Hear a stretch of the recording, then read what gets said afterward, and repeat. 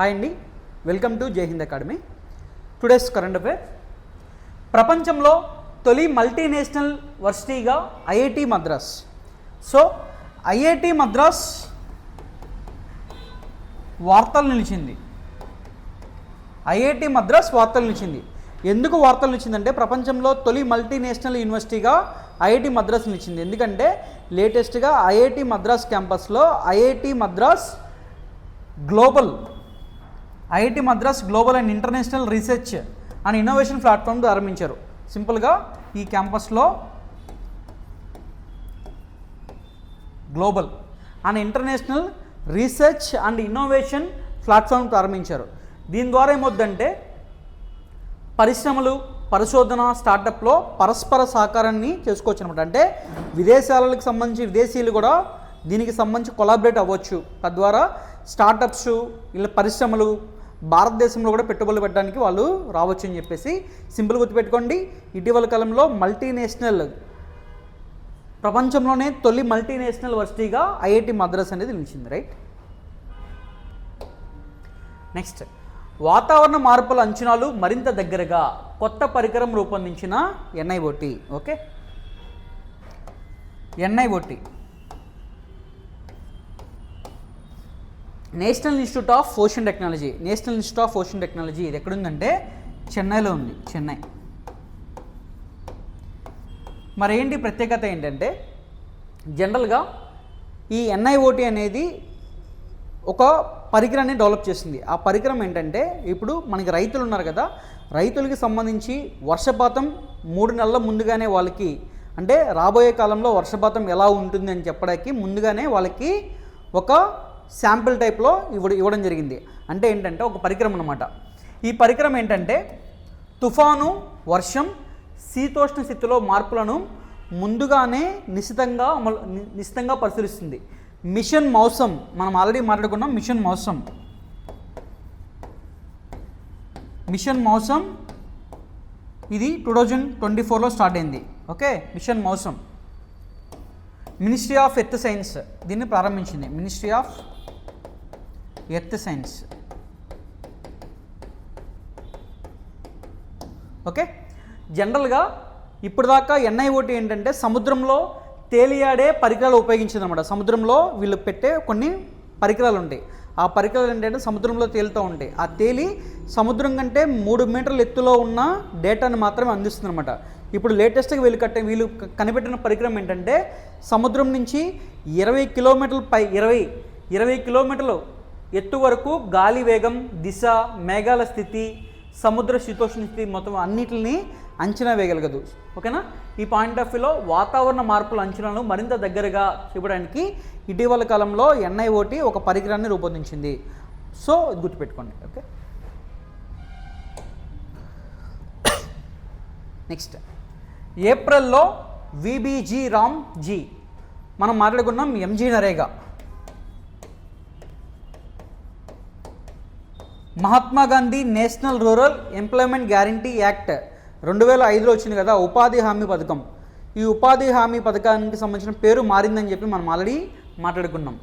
Viksit Bharat guarantee for Rozgar Yojana, Ajeevika mission అని చెప్పి పేరు మారింది. ఇప్పటిదాకా ఎంజీ నరేగాలో సంవత్సరానికి 100 రోజుల పనిదినం ఉంటే ఈ స్కీమ్లో, పేరు మారిన స్కీమ్లో 125 డేస్ పని దినాలు కల్పించబోతున్నారు. ఓకే, అయితే ఇది ఎప్పటి నుంచి అమల్లోకి రానుంది అంటే ఇది నెక్స్ట్ ఫైనాన్షియల్ ఇయర్ ఏప్రిల్ 1 నుంచి అమల్లోకి రానున్నట్టు కేంద్రం స్పష్టత ఇచ్చిందనమాట. ఓకేనా, అది ఒకసారి చూడండి. అలాగే ఎంత శాతం మనీ ఇవ్వాలంటే కేంద్ర ప్రభుత్వం, రాష్ట్ర ప్రభుత్వం. కేంద్ర ప్రభుత్వం వచ్చేసరికి 60, రాష్ట్ర ప్రభుత్వాలు 40% ఇవ్వాలన్నమాట ఈ పథకంకి సంబంధించి. ఓకే, బడ్జెట్ కేంద్ర రాష్ట్ర ప్రభుత్వాలకు సంబంధించి ఈ సంవత్సరం బడ్జెట్ దీని మీద 6,000 కోట్లు ఉండనుందనమాట. మనం గుర్తుపెట్టుకోవాల్సింది దీనికి సంబంధించిన పేరు మారిన ఏదైతే Viksit Bharat guarantee for Rozgar Yojana, Ajeevika mission పేరు మారింది. 125 డేస్ రేషియో 60:40. ఇది ఎప్పటి నుంచి అమల్లోకి రానుంది అంటే మనకి ఈ పేరుతో ఏప్రిల్ 1 నుంచి అమల్లోకి రానుంది.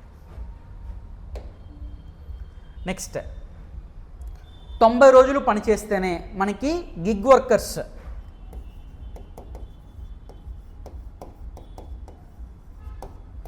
గిగ్ వర్కర్స్ అంటే మనకి తెలుసు మనకి జొమాటో, స్విగ్గీ డెలివరీ బాయ్స్గా పనిచేస్తారు కదా, వీళ్ళకి సంబంధించి వీళ్ళందరూ చేసేది ఏ వర్క్ అంటే గిగ్ వర్కర్స్ అంటారన్నమాట. అయితే ఈ పాయింట్ ఆఫ్ వ్యూలో ఒకే అగ్రిగేటర్ వద్ద 3 నెలలు లేదా వేర్వేరు ప్లాట్ఫామ్ వద్ద 120 డేస్ పనిచేయాలి. గిగ్ వర్కర్లకు సామాజిక భద్రతా ప్రయోజనాల వర్తింపుపై కేంద్రం ముసాయిదా నిబంధనలు. ఓకే, మనకి లేటెస్ట్గా కనీస వేతనాలు అంటే ఇప్పుడు చూడండి, వీళ్ళకి సోషల్ బెనిఫిట్స్ అనేవి ఉండవు అనమాట. జనరల్గా సోషల్ బెనిఫిట్స్ అంటే పిఎఫ్ కానీ, ఫెసిలిటీస్ కానీ, ఆరోగ్యానికి సంబంధించి ఈఎస్ఐ కానీ ఇలాంటివి ఏమీ ఉండవు గిగ్ వర్కర్స్కి సంబంధించి. అయితే వాళ్ళందరూ దేశవ్యాప్తంగా ధర్నా చేయడంతో కేంద్ర ప్రభుత్వం ఏం చేసిందంటే వారికి సంబంధించి ఒక ముసాయిదాని డెవలప్ చేసింది, ఒక డ్రాఫ్టింగ్. అయితే అది ఏంటంటే 90 రోజులు కనీసం ఒక దగ్గర ఒక అగ్రిగేటర్, సపోజ్ జొమాటోలో పనిచేస్తుంటే కనీసం 90 రోజులు పనిచేసి ఉండాలి అక్కడ. లేకపోతే జొమాటో, స్విగ్గీలో పనిచేస్తుంటే 120 డేస్ అనేది ఖచ్చితంగా చేస్తేనే వీళ్ళకి సామాజిక భద్రత ఏదైతే ఉందో అవి వీళ్ళకి వర్తిస్తాయని చెప్పేసి లేటెస్ట్గా నిబంధనలు ఇచ్చిందనమాట.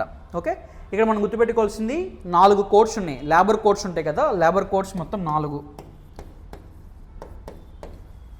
ఆ లేబర్ కోడ్స్ ఏంటంటే first code on wages 2019, industrial relations code 2020, code on social security, occupational safety, health and working condition. ఇది జనరల్గా గుర్తుపెట్టుకోండి. అయితే ఇక్కడ జనరల్గా మనకు కావాల్సిన పాయింట్స్ ఏంటంటే గిగ్ వర్కర్స్ అంటే ఎవరంటారంటే జొమాటో, ర్యాపిడో వీటిలో పనిచేస్తూ ఉంటారు కదా, వీరికి సంబంధించి వీళ్ళని గిగ్ వర్కర్స్గా చూస్తారు. అది ఫస్ట్ పాయింట్. సెకండ్ పాయింట్ ఏంటంటే వీరికి సంబంధించి 90 రోజులు ఒకరి దగ్గర ఖచ్చితంగా చేయాలి, లేకపోతే వేరు వర్కర్ల దగ్గర 120 డేస్ చేస్తే వీరికి వర్తింపజేస్తారన్నమాట ఈ సామాజిక భద్రత పెన్షన్ టైప్లో, సామాజిక భద్రతలో పాయింట్ ఆఫ్ వ్యూలో. అయితే ఇక్కడ మనకు ఇంకో పాయింట్ గుర్తుకు రావాలి.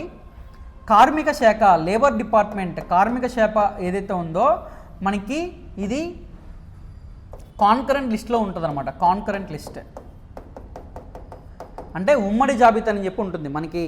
కేంద్ర జాబితా, ఉమ్మడి జాబితా, రాష్ట్ర జాబితాలు ఉంటుంది కదా. ఈ కార్మిక శాఖ అంటే లేబర్ డిపార్ట్మెంట్ ఏదైతే ఉందో ఇది కాన్కరెంట్ లిస్ట్లో వస్తుంది, ఉమ్మడి జాబితాలో వస్తుంది. కాబట్టి కేంద్ర ప్రభుత్వం దీనికి సంబంధించిన నిబంధనలు చేయాలి, రాష్ట్ర ప్రభుత్వం కూడా నిబంధనలు చేయాలి. ఈ పాయింట్ ఆఫ్ వ్యూలో లేటెస్ట్గా ఇప్పటికే దీనికి సంబంధించినవి కేంద్ర ప్రభుత్వం అనేది చేసింది, రాష్ట్ర ప్రభుత్వాలు కూడా దీని మీద నోటిఫై చేయాలని చెప్పేసి భావిస్తున్నారు. ఓకేనా, సరే. నెక్స్ట్ సెబీ నుంచి కృత్రిమ మేధ టూల్. ఓకే, మనకి ఏంటంటే ఆర్టిఫిషియల్ ఇంటెలిజెన్స్ బేస్ మీద ఒక టూల్ అనేది డెవలప్ చేసింది SEBI. Securities exchange board of India అనమాట. నియంత్రిత సంస్థల సైబర్ భద్రత సన్నద్ధతను విశ్లేషించడానికి కృత్రిమ మేధ ఆధారిత టూల్ను అభివృద్ధి చేసే పనిలో ఉన్నట్లు సెబీ చైర్మన్ చెప్పడం జరిగింది. సెబీ చైర్మన్ వచ్చేసరికి తుహిన్ కాంత పాండే.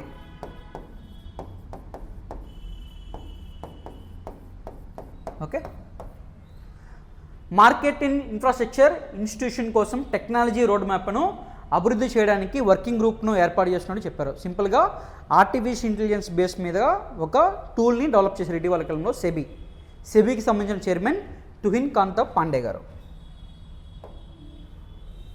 నెక్స్ట్ అహ్మదాబాద్ పూల ప్రదర్శన స్థిరత్వానికి ప్రతీక అని చెప్పేసి మనకి వార్తలో ఉంది. దీనిని లేటెస్ట్గా నరేంద్ర మోదీ గారు ప్రారంభించడం జరిగింది. ఇది అహ్మదాబాద్ సబర్మతి ఆశ్రమం దగ్గర. ఓకే, సబర్మతి తీరానికి కొత్త రంగులు అద్దెలాగా ఏర్పాటు చేసిన 14వ అంతర్జాతీయ పూల ప్రదర్శనను ప్రధాని నరేంద్ర మోదీ గారు ప్రశంసించారు అని చెప్పి చెప్తున్నారు. ఓకేనా, ఇక్కడ చూడండి ఇవన్నీ ఫ్లవర్స్ అనమాట. ఓకే, ఇక్కడ ప్రధానంగా ఈ ప్రదర్శనలో ఏర్పాటు చేసిన సర్దార్ వల్లభాయ్ పటేల్ భారీ ప్రతిమ, అతిపెద్ద వలయాకృత పూల అలంకరణ 2 గిన్నిస్ రికార్డులు సాధించడం ప్రజలందరికీ గర్వకారం అని చెప్పారు. ఓకేనా, ఇది గుర్తుపెట్టుకోండి. ఓకేనా, ఇదేంటంటే స్థిరత్వానికి ప్రతీకగా ఈ పూల ప్రదర్శన ఉన్నట్టు నరేంద్ర మోదీ గారు చెప్పడం జరిగింది. అంటే అక్కడ ఇంకో పాయింట్ గుర్తుపెట్టుకోవాల్సింది ఏంటంటే 14వ అంతర్జాతీయ పూల ప్రదర్శన ఇటీవల కాలంలో ఎక్కడ జరిగిందంటే అహ్మదాబాద్లో కూడా జరిగింది. ఓకే, నెక్స్ట్ దుగరాజపట్నం పోర్టు నిర్మాణానికి అనుమతి. ఈ దుగరాజపట్నం పోర్టు ప్రస్తుతానికి ఎక్కడుందంటే ఏ జిల్లాలో ఉందంటే తిరుపతి జిల్లాలో ఉంది. ఓకే, తిరుపతి జిల్లా దుగరాజపట్నంలో కొత్త పోర్టు నౌకా నిర్మాణ క్లస్టర్ అభివృద్ధికి అవసరమైన చర్యలు తీసుకునేందుకు ఏపీ మ్యారిటైమ్ బోర్డుకు అనుమతులు ఇస్తూ ప్రభుత్వం ఉత్తర్వులు జారీ చేసింది. దీనికి సంబంధించి ఒక 2000 ఎకరాలు సేకరించాలని చెప్పేసి భావిస్తున్నారు. ఓకే, ఇది జనరల్గా. అలాగే ఈ ప్రాజెక్టు దేశ షిప్పింగ్ బిల్డింగ్ రంగాన్ని బలోపేతం చేయడంలో మ్యారిటైమ్ ఇండియా విజన్, మనం మాట్లాడుకున్నాం కదా వికసిత భారత్ లక్ష్యాలు 2047కు తగ్గట్టుగా దీన్ని తీర్చిదిద్దినట్టు చెప్తున్నారు అనమాట. ఓకేనా. దుగరాజపట్నం పోర్టు ఎక్కడుందంటే సింపుల్గా గుర్తుపెట్టుకోండి, తిరుపతి జిల్లా. ఓకే, దీన్ని డెవలప్ చేయడం వల్ల ఎవరంటే ఏపీ మ్యారిటైమ్ బోర్డు.